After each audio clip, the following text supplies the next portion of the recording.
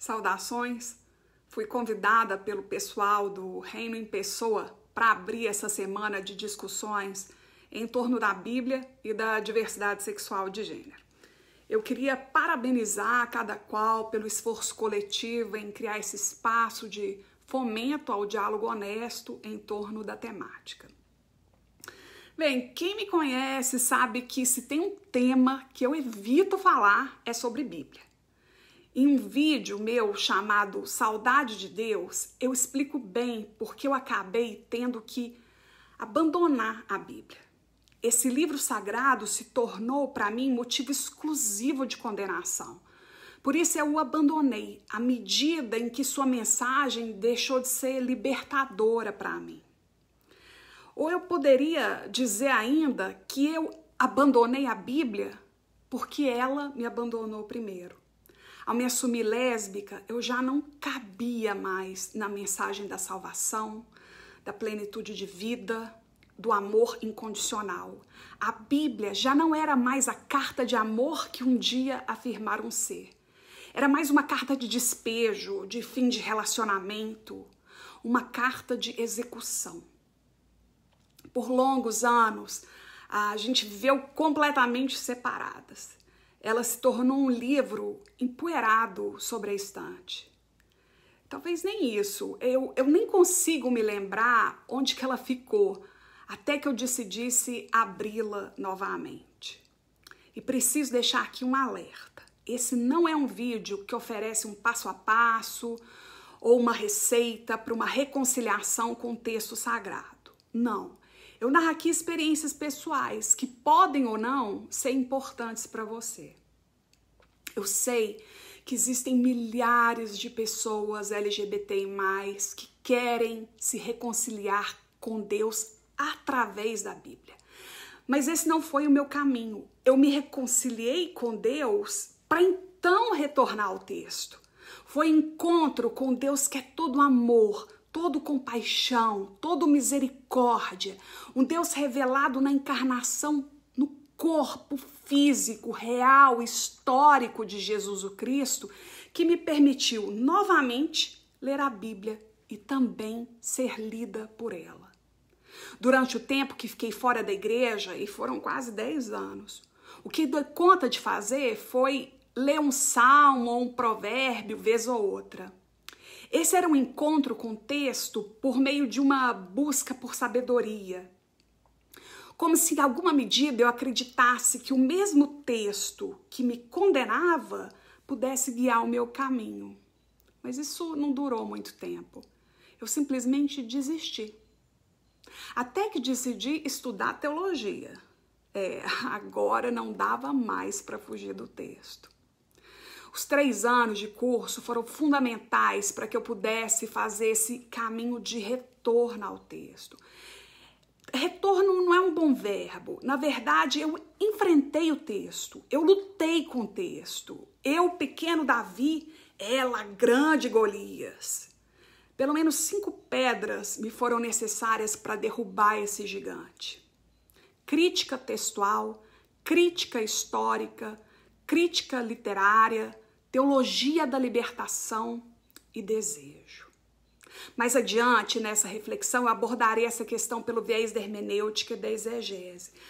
Por ora, eu não terei tempo hábil para aprofundar sobre o que significam cada uma dessas pedras. Mas deixo aqui algumas sugestões para que você possa seguir com a sua investigação. Sobre as 3 primeiras pedras, crítica textual, crítica histórica e crítica literária, eu sugiro um pequeno livro de um grande mestre, o A Palavra se Fez Livro, de Johann Konings, publicado pelas Edições Loyola. Sobre a 4ª pedra, a Teologia da Libertação, existem vários livros disponíveis, mas indica aqui o clássico, Como Fazer Teologia da Libertação, de Leonardo e Clodovis Boff. Sobre a 5ª pedra, o desejo, acredito que tudo que eu tenho produzido teologicamente toca de alguma maneira nesse tema, inclusive esse vídeo. Bem, fechando esse longo parênteses de indicações, vale voltar à luta que travei com a Bíblia. Hoje, muito mais tranquila em relação ao texto sagrado e aos processos pelos quais eu passei, eu posso afirmar que eu não lutei contra a Bíblia. Na verdade, eu lutei contra o fundamentalismo. E aqui mais um parênteses. Não estou tendo rigor conceitual algum para acionar o conceito de fundamentalismo. Inclusive, sei que ele não é o mais adequado para o que eu estou querendo dizer. Entretanto, optei por usar essa palavra nesse contexto porque acho que ela é um termo acessível, que está muito presente no nosso imaginário quando a gente pensa na violência da igreja em relação às pessoas LGBTA+. E fecho aqui esse parêntese. Sim, eu lutei contra o fundamentalismo. Não apenas o fundamentalismo dos púlpitos, ou aquele que vemos hoje tão atuante na política. Não apenas o fundamentalismo de fora, mas o daqui de dentro. Eu tive que enfrentar o meu próprio fundamentalismo. A partir de minha experiência, eu afirmo que o caminho de retorno às Escrituras não se dá pelo curso de teologia, não se dá por meio de discursos progressistas, mas se dá, primeiramente, pelo reconhecimento dos nossos próprios fundamentalismos. E vamos com calma aqui. Imagine comigo a reconciliação com a Bíblia como um caminho. Nessa estrada, caminhar juntos, juntas, juntes, é o que nos fortalece e nos faz chegar ao nosso destino. O bacharelado em teologia, os diversos cursos livres disponíveis hoje na internet, inclusive o que é oferecido pelo Reino em Pessoa, como ler a Bíblia, introdução a uma leitura não fundamentalista da Bíblia. São mãos companheiras que nos ajudam a caminhar. Além disso, pertencer a uma igreja progressista ou qualquer comunidade espiritual baseada em princípios progressistas de respeito e luta pelos direitos humanos também é fundamental para que permaneçamos na jornada.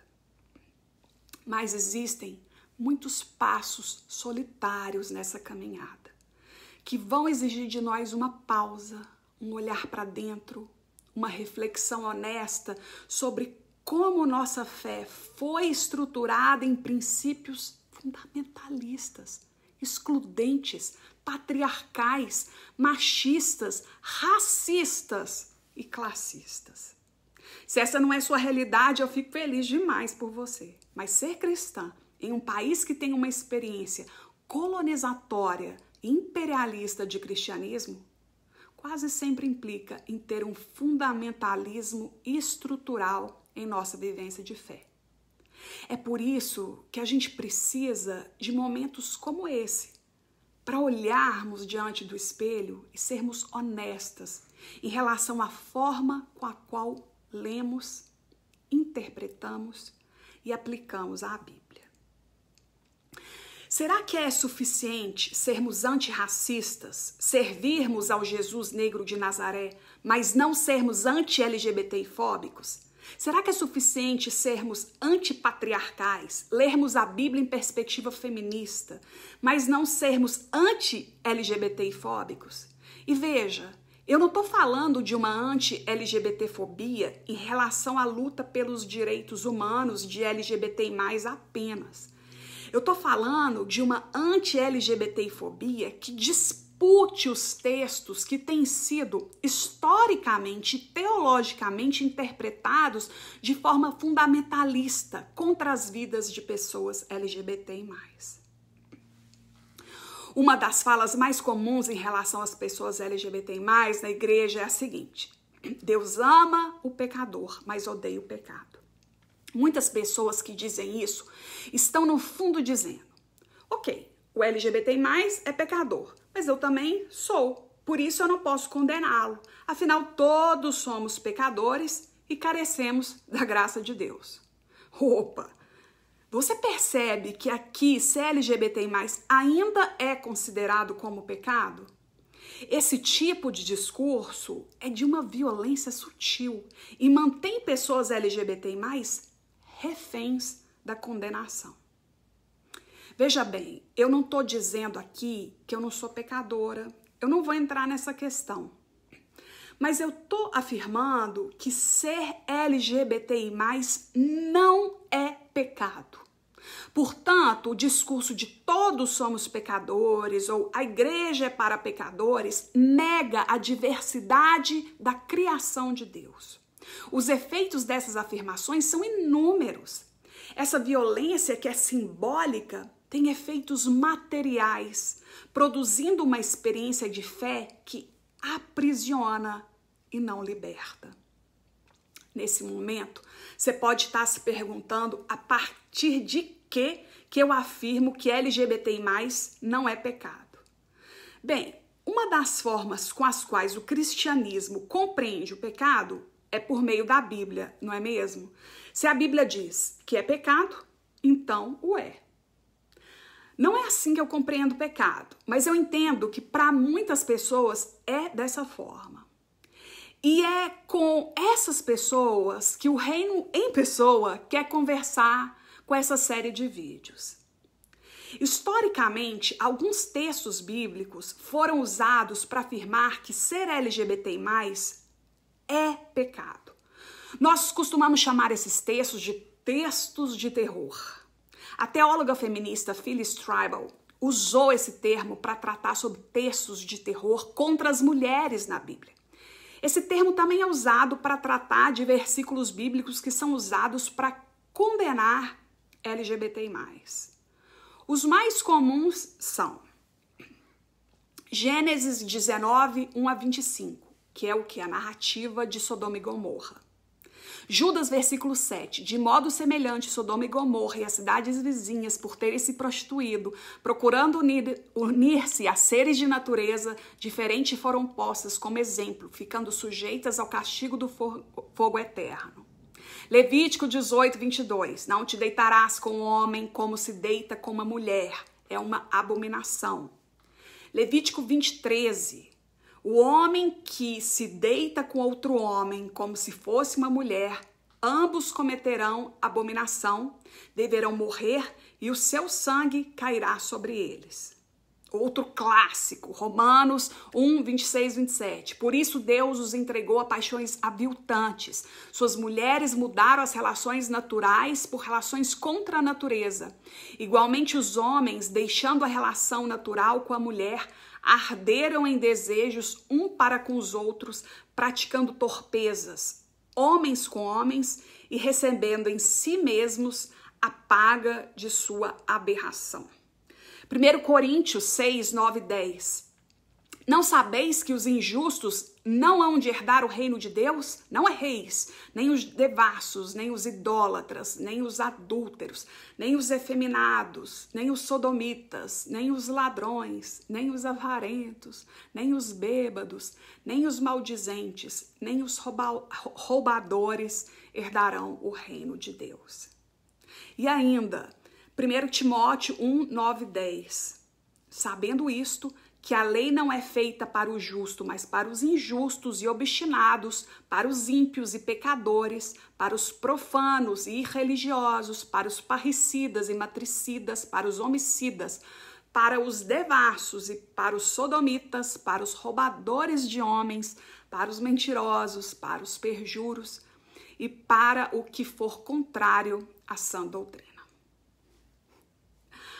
Se o cristianismo tradicional hegemônico insiste em interpretar essas escrituras acusando pessoas LGBTI+, talvez a gente possa de cara afirmar que esse tipo de leitura não é fundamentalista, como eu disse anteriormente, mas é sim uma leitura LGBTI-fóbica, porque o que querem não é seguir a Bíblia à risca, como eles afirmam, mas sim condenar as pessoas dissidentes sexuais e de gênero. Veja bem, se fosse leitura fundamentalista, no sentido de ser fundamentada no que está escrito, ao usarem o livro de Levítico contra LGBTI+, deveriam seguir todo o livro de Levítico, não é mesmo?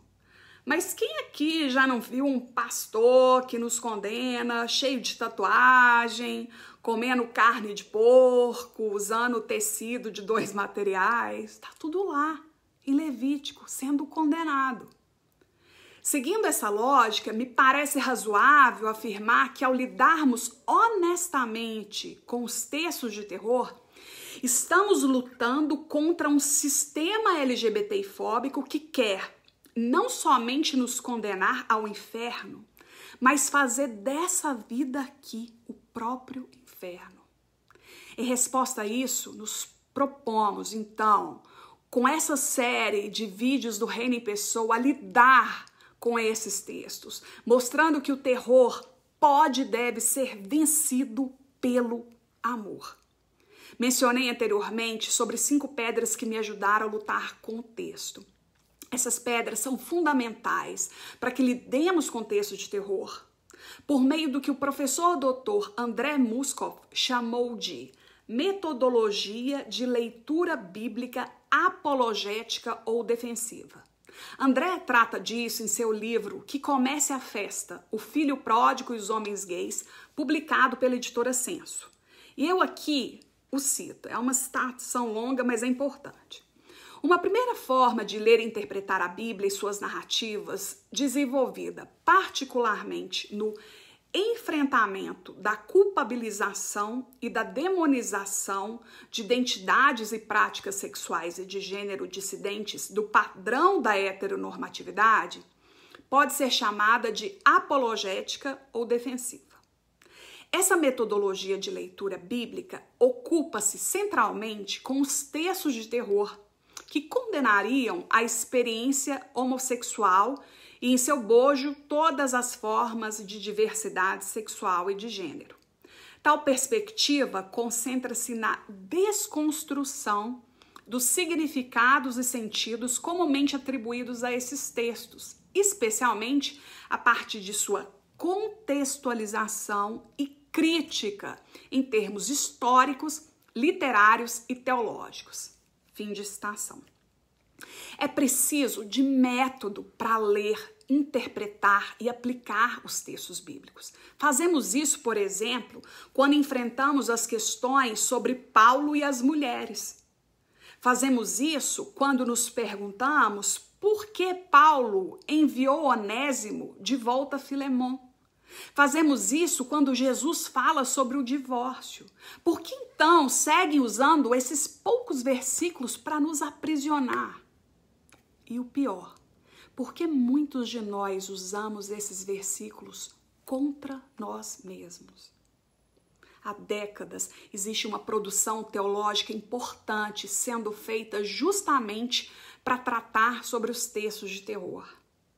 Quando fazemos uma análise honesta desses versículos, por meio do que o André Muscoff chamou de metodologia de leitura bíblica apologética ou defensiva, estamos defendendo a Bíblia das leituras condenatórias. Estamos defendendo a fé que liberta, mas acima de tudo, estamos defendendo as nossas próprias vidas.